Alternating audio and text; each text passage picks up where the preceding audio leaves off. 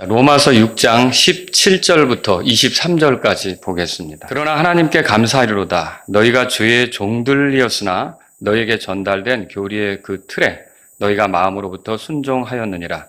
이로써 너희가 죄로부터 해방되어 의의 종이 되었느니라. 너희 육신의 연약함 때문에 내가 사람들의 관례대로 말하노니 전에 너희가 너희 지체를 부정함과 불법에게 종으로 내주어 불법에 이른 것 같이 이제는 너희 지체를 의에게 종으로 내어 주어 거룩함에 이르라. 이는 너희가 죄의 종이었을 때는 의로부터 자유로웠기 때문이라. 그런즉 너희가 지금은 부끄러워하는 그 일들 안에서 그때 무슨 열매를 얻었느냐? 이는 그 일들의 끝은 사망이기 때문이라. 그러나 이제는 너희가 죄로부터 해방되고 하나님께 종이 되어 거룩함에 이르는 너희 열매를 얻었으니 그 끝은 영존하는 생명이니라. 다 같이요. 이는 죄의 싹은 사망이나 하나님의 선물은 예수 그리스도 우리 주를 통한 영원한 생명이기 때문이라. 아멘. 자, 19절에 보시면 거기에 이제는 너희 지체를 의에게 종으로 내주어 거룩함에 이르라 라는 말씀이 있죠. 그래서 의에게 종으로 내어주라. 이런 제목으로 말씀드릴게요. 의에게 종으로 내어주라. 세상에는 두 종류의 삶이 있습니다. 예를 들면 요한일서 같은 데도 보면 3장에서 하나님의 자녀들이 있고 마귀의 자녀들이 있다. 이렇게 이제 구분을 짓고 있습니다. 어중간한 건 없는 거죠. 저와 여러분도 가만히 생각해 보세요. 둘 중에 하나에 속하게끔 돼 있어요. 하나님의 자녀 아니면 마귀의 자녀고 마귀의 자녀가 아니면 하나님의 자녀고 어중간한 건 없습니다. 예수님께서 산에서 가르친 내용이 마태복음 5장, 6장, 7장 이렇게 기록되어 있는데 여기도 보면은 두 종류의 삶에 대해서 말하는 것이 기록되어 있습니다. 여러분이 읽어보셨을 거예요? 그러므로 떠올려 보십시오. 마태복음 6장 24절에 보면 이제 첫째로 뭐가 있냐면 두 주인이 나와요. 하나님과 맘몬. 그러니까 하나님하고 맘몬은 겸하여 섬길 수 없다고 되어 있어요. 그리고 내가 하나님을 섬기면 나는 맘몬을 섬기는 게 아니고 만일 내가 맘몬을 섬기고 있다면 하나님을 섬기는 게 아니고 어중간한 건 없다는 거죠. 여러분 하나님을 섬깁니까? 근데 여러분 우리가 돈을 섬기느냐 하나님을 섬기느냐 이거는 완전히 다른 문제입니다. 그러니까 이제 하나님을 섬기면 돈을 섬기지 않게 되는 거죠. 또 여러분 둘째로 생각해 볼 게 두 문이 있죠. 두 문. 마태복음 7장에 보면 좁은 문이 있고 넓은 문이 있어요.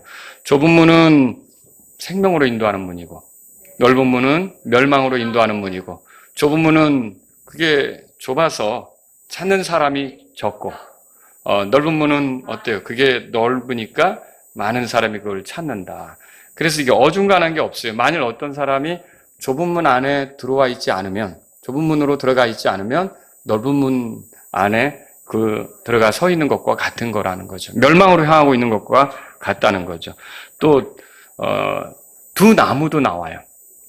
마태복음 7장에 보면 17절에서 좋은 나무하고 썩은 나무가 나와요. 좋은 나무는 좋은 열매를 맺죠. 썩은 나무는 나쁜 열매를 맺는다. 성경에 그렇게 써 있어요.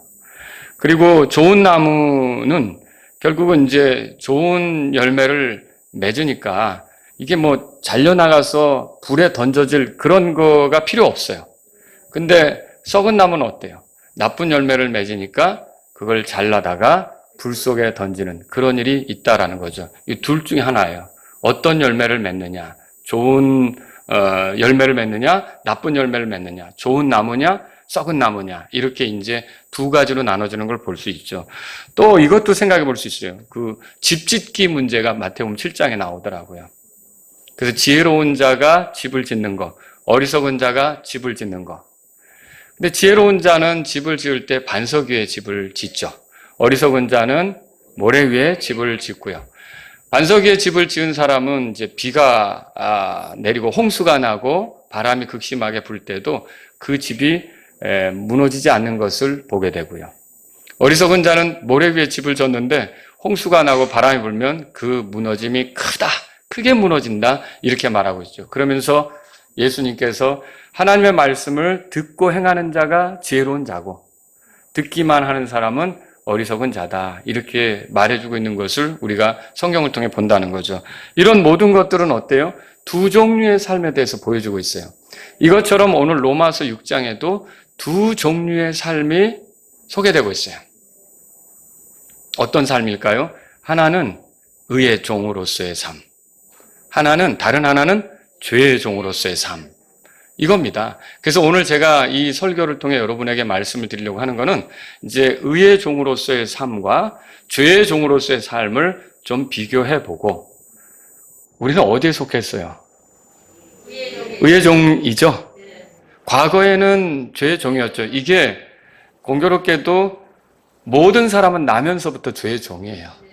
근데 그리스도와 연합을 하게 되면 이제 그때 의의 종으로서 다른 삶, 새로운 삶을 살게 되는 거죠.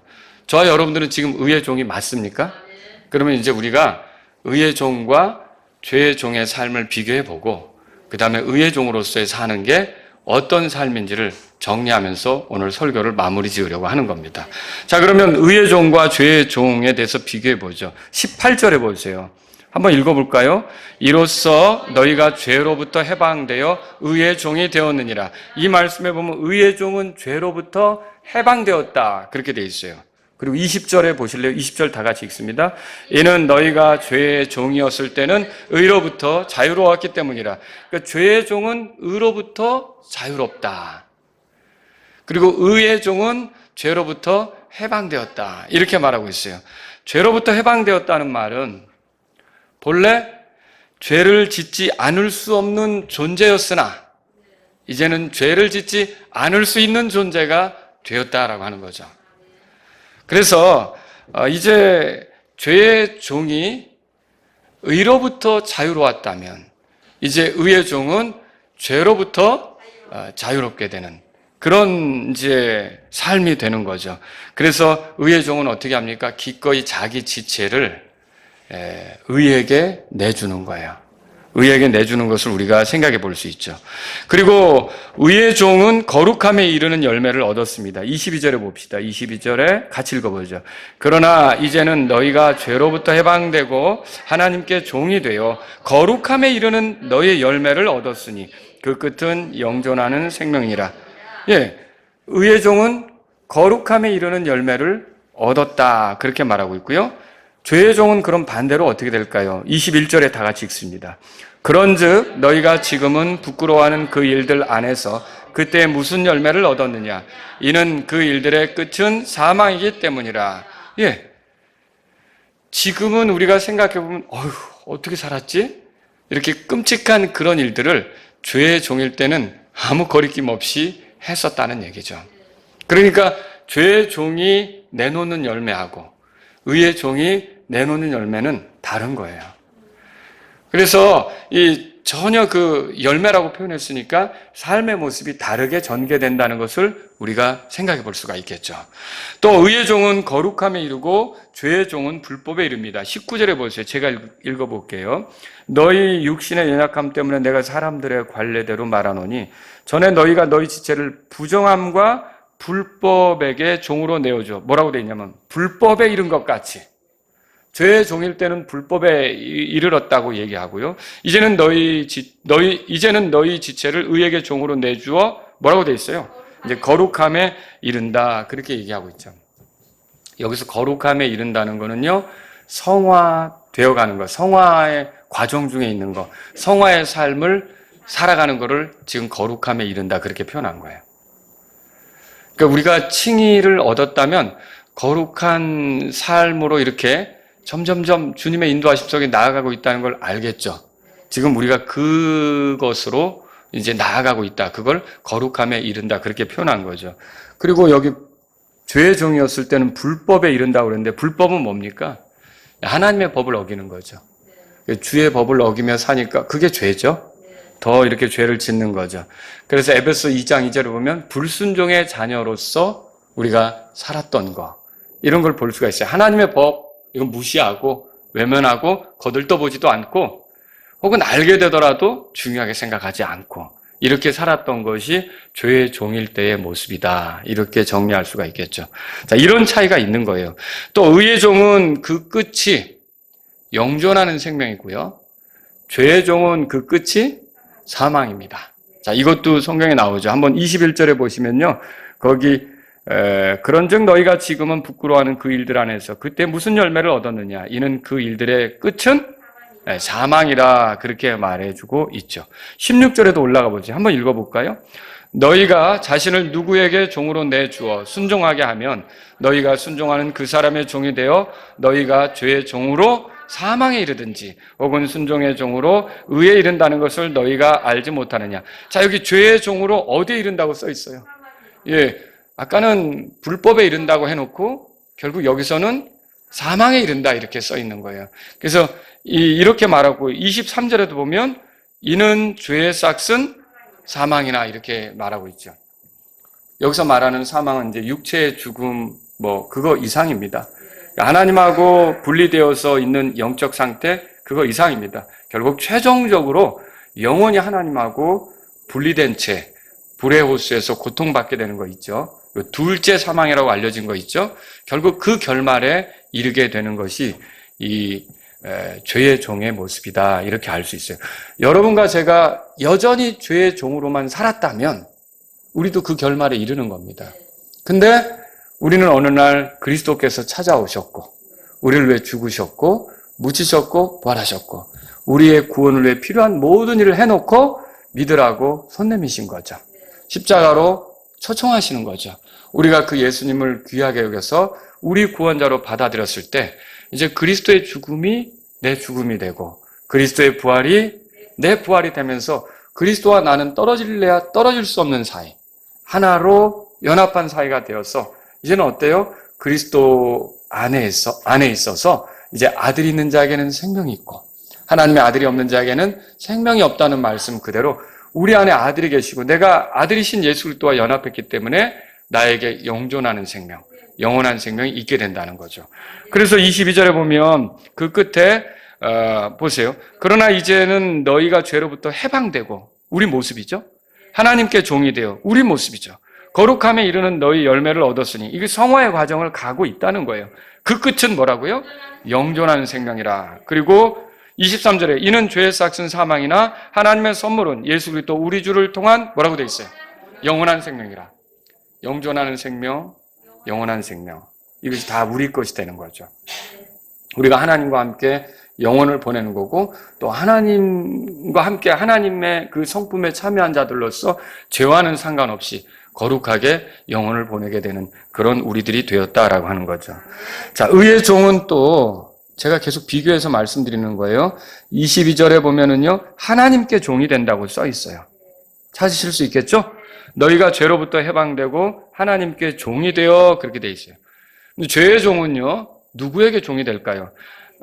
여기 보세요. 그 위에 올라가 보시면 19절에 너희 육신의 연약함 때문에 내가 사람들의 관례대로 말하노니 전에 너희가 너희 지체를 부정함과 불법에게 종으로 내어주어 그랬죠. 그러니까 우리가 구원받기 전에는 죄의 종으로 살 때 부정함과 불법에게 우리 지체를 종으로 내어줬던 거예요. 근데 지금은 누구의 종입니까? 지금은 하나님의 종으로 우리를 내어준 거죠. 그래서 6절에 보세요. 우리가 이것을 아노니 곧 우리 옛사람이 그분과 함께 십자가 못 박힌 것은 죄의 몸을 멸하여 이제부터는 우리가 뭐라고 돼 있어요? 죄를 섬기지 않고 하나님의 종은 누구를 섬깁니까? 당연히 하나님을 섬기죠. 우리가 더 이상 죄를 섬기는 자들, 부정함과 불법을 섬기는 그 부정함과 불법에 우리 자신을 종으로 내어준 자들이 아니라 하나님을 섬기는 자들이 되었다. 그렇게 정리할 수가 있는 거죠. 여기서 부정은 뭘까요? 부정함은요. 이 부정함은 정결함, 깨끗함의 반대가 되는 거예요. 개인적으로 더럽혀지는 거죠.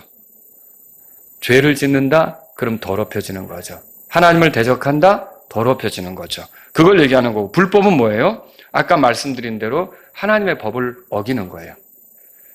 여러분 이것도 죄예요. 또 요한일서 3장에 보면 그 율법을 범하는 게 죄라고 소개가 되고 있어요. 하나님의 법을 범하는 거는 죄가 되는 거죠.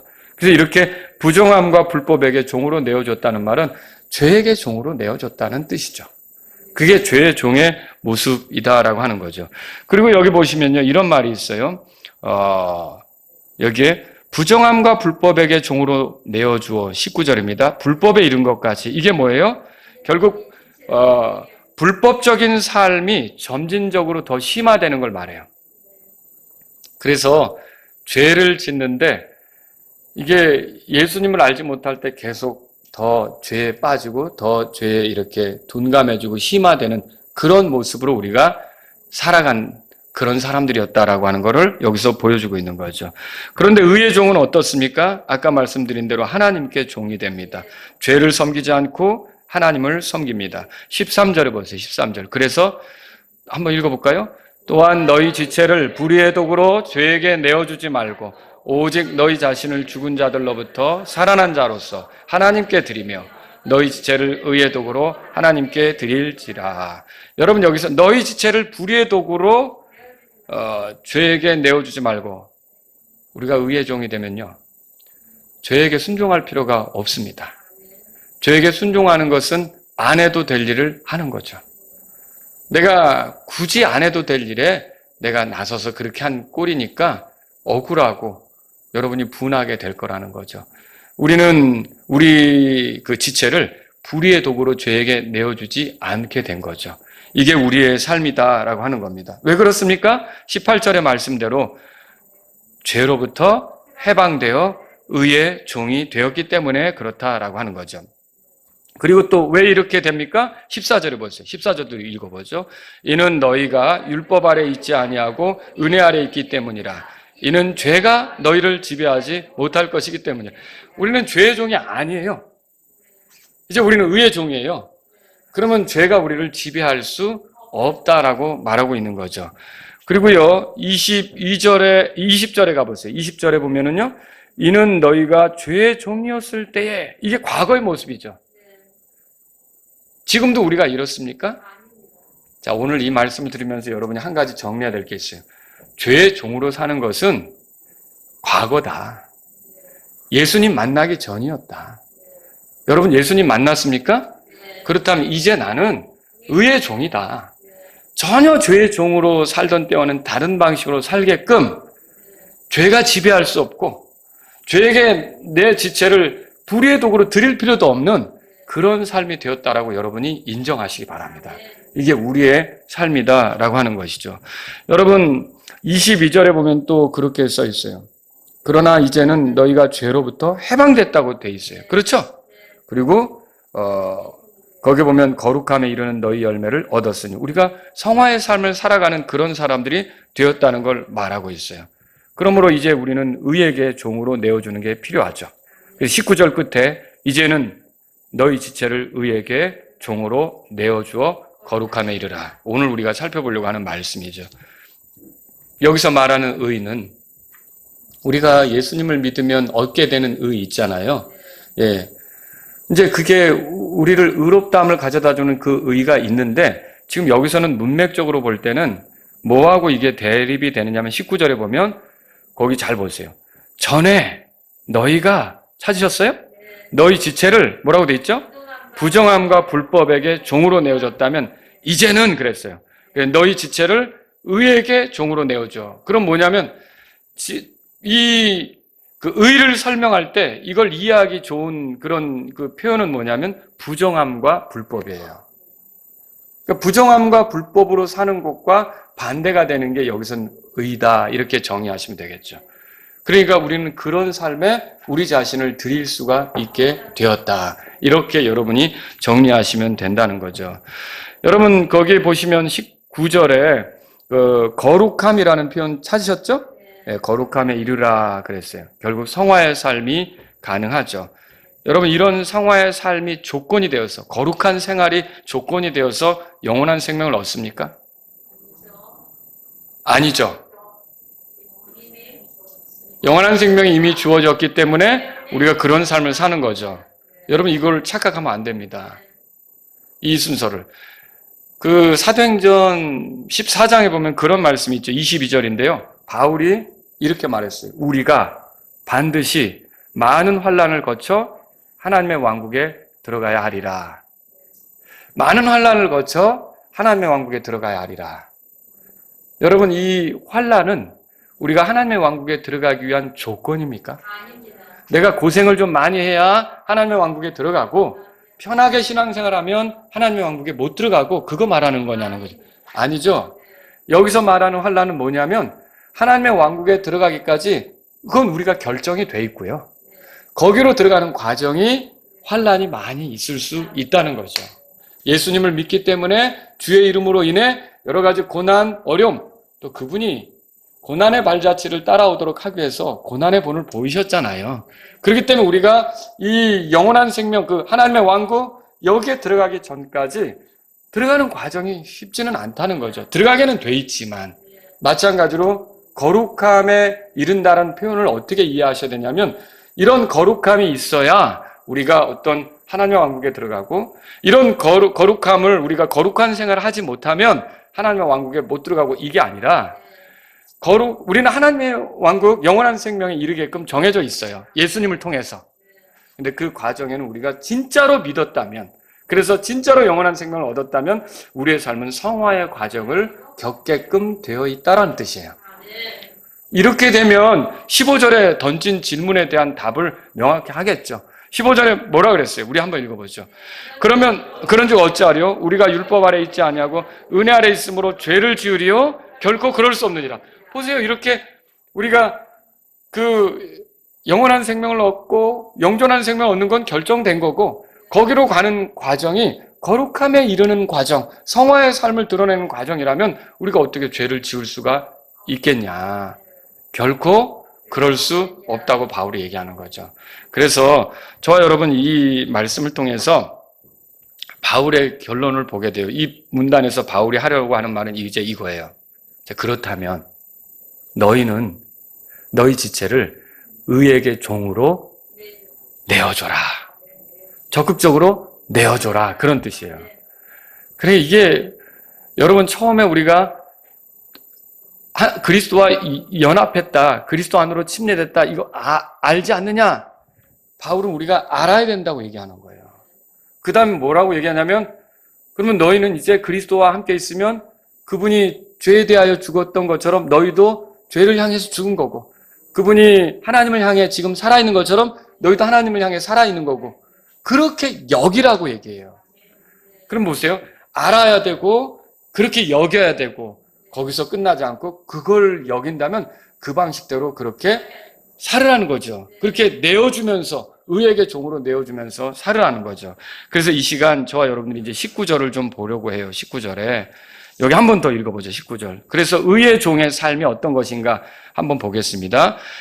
너희 육신의 연약함 때문에 내가 사람들의 관례대로 말하노니 전에 너희가 너희 지체를 부정함과 불법에게 종으로 내주어 불법에 이른 것 같이 이제는 너희 지체를 의에게 종으로 내어주어 거룩함에 이르라. 자, 이 내어주라는 말은 굉장히 아주 능동적으로 그렇게 하라는 말이에요. 적극적으로 그렇게 하라는 말이에요. 그리고 신앙생활 할 때 기도가 잘 안 나와도 기도하라는 소리예요. 전도할 업무가 안 나와도 전도하라는 거죠. 우리 흔히 이런 오해에 빠지면 안 돼요. 하나님께서 내 마음을 감동시키기 전까지 난 기도를 안 하겠다. 내가 전도하는 부담을 주기까지 난 전도를 안 하겠다. 이렇게 끌려다니듯이 수동적으로 하라는 말이 아니라 이 말씀은 뭐냐면 너희가 과연 그렇다면 너희 자신을, 너희 지체를, 너희 그 몸을 내어주라고 얘기하는 거예요.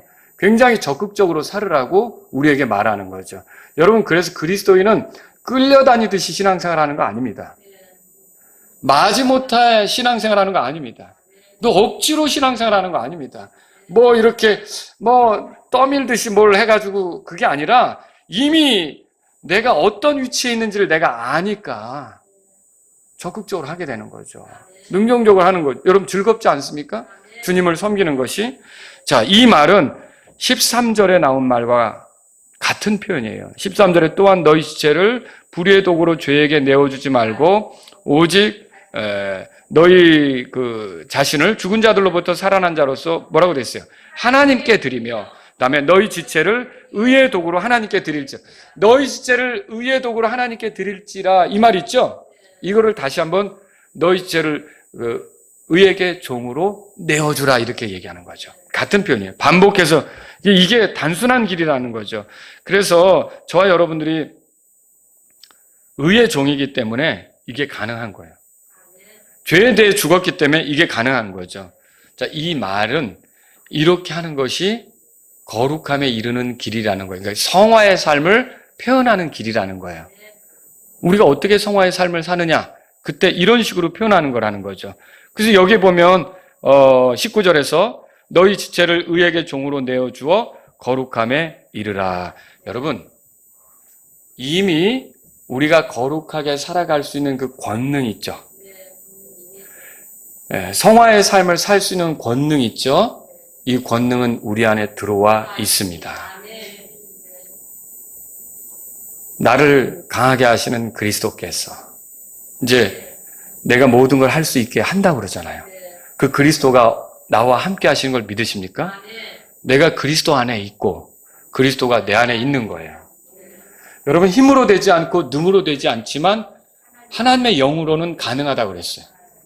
내가 거룩한 삶을 사는 게 하나님의 영으로는 가능한데 저와 여러분은 어떻습니까? 내가 하나님의 영 안에서 살아가죠. 성령 안에서 살아가죠. 성령님이 내 안에 거하시죠. 그럼 여러분과 제가 거룩한 삶을 살 권능을 이미 받았습니까? 우리에겐 말씀도 있는걸요. 우리가 주님을 믿었어요. 이게 묘해요. 그리스도 안에 있다. 그리스도가 내 안에 있다. 또 성령님 안에 있다. 성령님이 내 안에 있다. 내가 믿었다. 그분의 믿음이 내 안에 있다. 여러분, 그래서 내가 이 주님의 믿음으로도 살아갈 수 있게 된 거죠. 능력이 내 안에 들어온 거예요. 그러니까 여러분은 정말 원하기만 한다면, 그리고 거기에 관심을 갖고 있다면, 그리고 여러분이 정말 하나님을 기쁘게 할 뜻이 있다면 얼마든지 거룩한 삶으로 나아가는 발을 내디딜 수가 있는 거예요. 할 수가 있는 거죠. 못하는 존재가 아니에요. 죄의 종이었을 때라면 못합니다. 죄가 지배하는 상태에 있었다면 여러분 보고 의에게 종으로 내주라. 이거 어려운 거예요. 죄의 종인데 어떻게 이게 가능해요? 아까 그랬잖아요. 죄의 종이었을 때는 의에게 자유롭다 그랬어요. 의로부터 자유롭다 그랬어요. 근데 의의 간섭을 받지 않고 의에게 영향을 받지 않는데 어떻게 의에게 종으로 내어주겠어요? 근데 여러분과 저는 지금 어떻습니까? 의의 종이에요. 그러면 기꺼이 의에게 우리 지체를 내어줄 수 있게 된 거라는 거죠. 여러분, 굉장한 겁니다. 이 말은 그래서 이미 얻은 신분에 맞게 살아가라는 거예요. 여러분, 의인이 되었죠? 그러면 의인답게 살아보라는 거예요. 사람으로 태어났으면 사람답게 살아보라는 말을 하죠. 그죠? 네. 동물원 이제 그 사육사가 호랑이를 키우는데 이제 호랑이를 너무 이쁘게 키우고 한 마리밖에 없을 때 잘 키우면 나중에 호랑이가 고양이로 착각을 해요.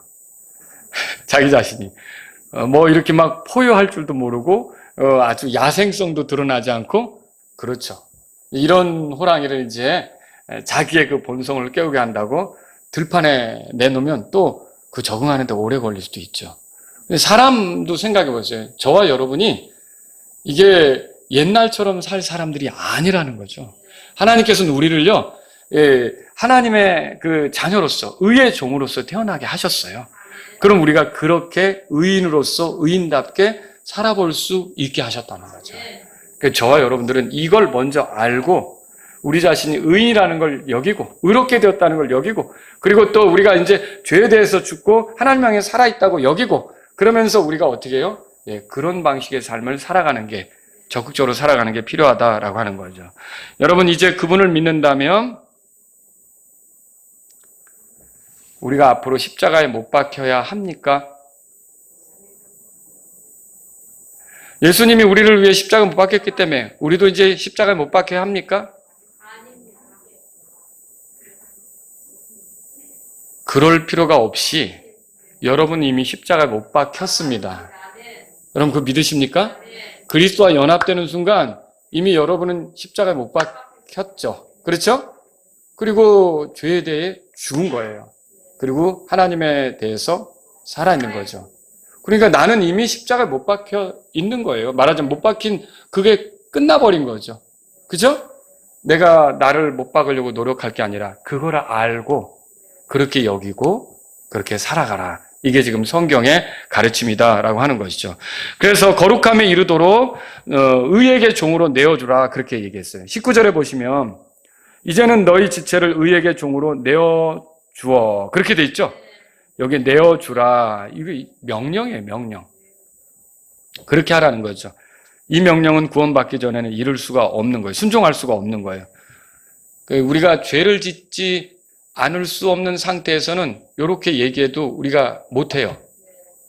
근데 우리가 죄를 짓지 않을 수 있는 상태에 있다면 이걸로 할 수가 있는 거죠. 여러분 이 명령을 따를 수가 있는 거죠. 여러분 여기서 이제 이 문장을 잘 보시면 좋겠어요. 19절 한 번 더 읽어보죠. 너희 육신의 연약함 때문에 내가 사람들의 관례대로 말하노니 전에 너희가 너희 지체를 부정함과 불법에게 종으로 내어주어 불법에 이른 것 같이 이제는 너희 지체를 의에게 종으로 내어주어 거룩함에 이르라. 이게 제가 말씀을 준비하면서 보니까 자, 내어주다가 동사입니까? 이르라가 동사입니까? 이거 영어 성경을 가지고 계신 분만 볼 수가 있어요.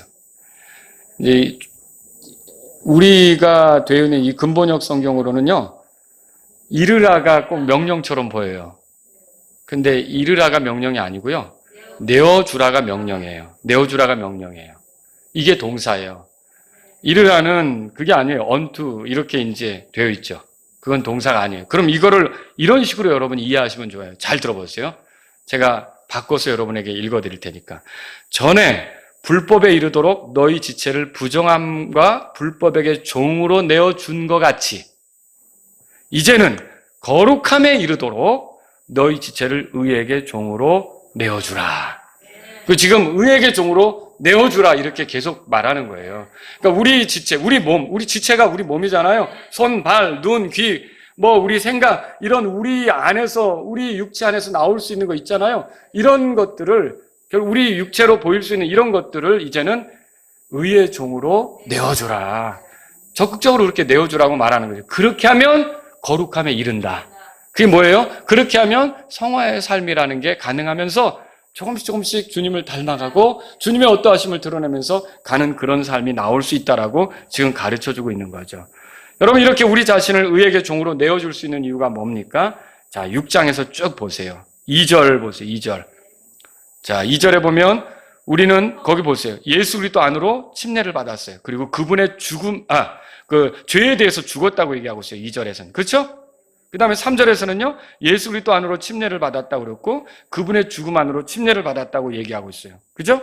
그 다음에 4절을 보세요. 우리가 죽음 안으로 침례를 받아 그분과 함께 묻혔다고 얘기하고 있어요. 이미 우리가, 과거의 우리가 아니란 말이에요. 그렇게 얘기하고 있죠. 또 6절에 보세요. 거기 보면, 우리의 옛사람이 그분과 함께 십자가에 못 박혔다. 이렇게 얘기하고 있어요. 8절에 보세요. 우리가 그리스도와 함께 죽었다. 그렇게 얘기하고 있어요. 또 14절에 보세요. 죄가 너희를 지배하지 못한다. 그렇게 돼 있어요. 또 13절에 보세요.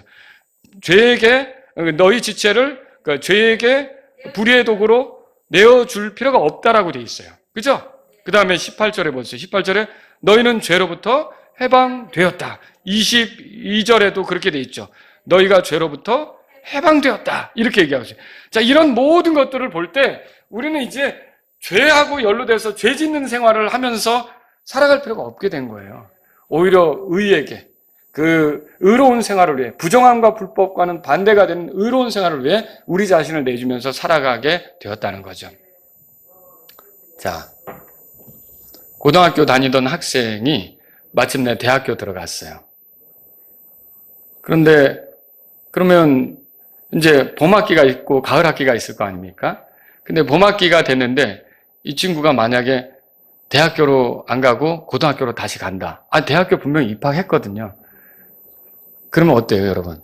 좀 이상하죠? 이상한 거잖아요, 그게. 대학교로 들어갔으면 대학 가야죠. 거기서 공부를 해야 되니까. 거기에서 시간을 주고, 거기서 사람들을 알고, 거기서 배워야죠. 그렇죠? 여러분과 제가 죄의 종이었지만, 이젠 그게 끝났어요. 그리고 저와 여러분들은 의의 종이 되었어요. 가끔 모교를 방문한다고 고등학교를 찾아갈 수도 있지만 맨날 가는 건 아니에요, 이제. 그렇잖아요. 우리가 가끔 부족해서 죄를 지을 수도 있지만 여러분과 저는 항상 의의 종이라고 생각해야 돼요. 그렇게 여겨야 된다는 거예요. 죄를 짓고 넘어지는 일이 있어도 나는 의의 종인데 이럴 수 없다고 털고 일어나야 되는 거죠. 저와 여러분들은 그렇게 살아야 돼요. 그러면서 의에게 우리 자신을 드리려고 해야 된단 말이죠. 의의 종으로서 사는 삶, 의에게 자신을 내어주는 삶은 거룩함에 이르게 한다는 거죠. 그게 성화와 관계가 있는 거예요. 성화는 어떻게 이루어집니까? 우선 우리에게 이루어진 일을 알아야 돼요. 지금 로마서 6장 계속 뭘 얘기하느냐면요. 그리스도와 함께 우리가 죽었다. 그리스도와 함께 십자가에 못 박혔다. 내가 그분의 죽음 안으로 침례받았다. 내가 죄로부터 해방되었다. 이런 것들을 얘기해 준다고요. 여러분 그걸 알아야 돼요. 그리고 두 번째로 그렇게 여겨야 돼요. 목사님 제가 죄를 졌는데요. 그렇다고 여러분의 신분이 죄의 종이 되는 게 아니에요. 여러분이 예수님을 믿었으면 변함없이 의의 종인 겁니다. 그러니까 내가 이렇게 부족해서 넘어졌지만 나는 의의 종이다라고 여겨야 돼요. 예를 들어서 흑인이 노예 해방을 통해서 자유롭게 되었지만 백인이 와서 위협할 수 있잖아요. 그럼 그 위협에 짓눌려가지고 다시 내가 노예구나 이렇게 생각하면 돼요? 안 되는 거죠. 백인이 와서 위협한다고 해도 나는 뭐라고 여겨야 돼요? 나는 이미 해방되었어. 나는 이미 자유를 얻었어. 라고 여기면서 살아가야 거기서부터 확연히 벗어나는 일이 생기는 거 아닙니까? 마찬가지로 우리도 죄의 종이었으나 이제 내가 목사님 이렇게 죄를 졌는데 이게 죄의 종 아닙니까? 여러분의 신분은 이미 그리스도 안에서 의의 종이라고 여기셔야 되는 거예요. 그렇게 생활해야 된다는 거죠. 그렇게 하면서 결국 우리 지체를 이제는 어떻게 해요? 의의 도구로 드려야 돼요. 의에게 종으로 내어주어야 돼요. 이런 삶을 살 때 여러분이 오늘 성경 말씀대로 거룩함에 이르는 거예요. 그게 뭐예요? 예수님 모습 드러내고 예수님의 어떠하심을 나타내면서 사람들이 우리 볼 때 다르다. 여러분 예수님 믿는 사람이 달라야 되지 않습니까? 다르다. 이렇게 느낄 수 있게 되는 일이 생긴다는 거죠. 결국 여러분 성화는 칭의를 얻은 사람에게 지극히 당연한 거예요. 보세요. 우리가 의에게 우리 자신을 내어준다면 거룩함에 이르는데 그게 당연한 수순 아닙니까? 그런데 어떻게 우리가 죄를 지으며 살 수 있어요? 그래서 결코 그럴 수 없느니라고 바울이 얘기하는 거죠. 이 구절들을 통해서 이 로마서 6장을 통해서 바울이 말하려고 하는 게 뭐예요? 은혜가 있으면 죄를 지어도 되겠네? 천만에. 우리가 이 율법으로부터 벗어났다면 죄를 지어도 되겠네? 천만에. 그럴 수 없다는 걸 얘기하는 거죠. 저와 여러분들은 이제 죄를 짓는 것은요, 우리에게 그렇게 가볍게 용인될 수 있는 일이 아니라는 거죠. 그 있을 수 없는 일이라는 거죠. 죄를 지으면 억울한 일이죠. 분한 일이죠. 주님께 자백해야 될 일이다라고 하는 거죠. 여러분 성화는 나를 죽이는 게 아닙니다. 맨날 나를 죽인다고 타령하고 그러는데 나를 죽이는 게 아니에요. 성경대로 본다면요. 이미 내가 죽었어요. 그리고 그대로 여기고 그 여기는 대로 내 자신을 의의 도구로 드릴 때 거기서 성화의 삶이 나오는 거예요. 아직 안 죽었으니까 맨날 죽는다는 식인데 성경은 그렇게 말하지 않아요. 이미 나는 죽었어요. 언제 죽었어요? 그리스도가 죽을 때 나도 같이 그분과 함께 죽은 거예요. 그렇게 여러분이 여기면서 그대로 여러분이 자기 자신을 의의 종으로 내어주시기를 바랍니다. 요한복음 17장 17절에 아버지의 진리로 그들을 성별하여 주옵소서. 아버지의 말씀은 진리입니다. 이 말씀대로 우리는 죄의 종이 아니라 의의 종입니다. 여러분 우리가 부족해도 그렇게 여기시면서 살아야 합니다. 그리고 또 우리가 의의 종이니까 의에게 적극적으로 내 자신을 드려야 합니다. 그러면서 우리가 거룩함에 이르게 되는 것을 성경이 말하고 있다는 거죠. 저와 여러분들이 이 말씀을 통해서 죄사함 받았다고만 좋아하지 않고 정말 그 예수님의 어떠하심을 드러낼 수 있는 그런 성화 과정 중에 있는 그런 거룩하게 구별되어져 살아가는 그런 모습이 나타날 수 있기를 주의 이름으로 바랍니다. 다 같이 일어서시겠습니다. 오늘 이 말씀을 들으신 여러분 가운데 하나님 아버지 그렇습니다. 나는 이미 그리스도와 함께 죽었습니다. 내가 그리스도의 죽음 안으로 침례를 받아 주님과 함께 묻혔습니다. 내가 주님과 함께 연합해서 내가 옛날의 내가 아니라 이제 하나님을 향하여 살아있는 새로운 나로 다시 시작하게 되었습니다. 나는 죄의 종이 아니라 의의 종입니다. 그러므로 내 나머지 삶은 의에게 내 지체를 드리는 그런 삶을 살기를 원합니다. 이런 분이 있다면 이 시간 주님 앞에 나아가십시오. 주님 내가 거룩함에 이르는 그런 삶이 되기를 원합니다. 이런 분이 있다면 이 시간 주님 앞에 나아가십시오. 지금 생각해보면 부끄러운 옛날의 그 일들을 내가 지금 다시 하면서 은혜 받았다고 그렇게 하면서 살아갈 이유가 뭡니까? 주님, 내가 은혜를 모욕하고 은혜를 베푸신 하나님을 모욕하는 그런 삶을 살고 싶지 않습니다. 제가 내 자신을 의에게 종으로 내어주는 삶이 되기를 원합니다. 이런 분이 있다면 이 시간 주님 앞에 나아가십시오.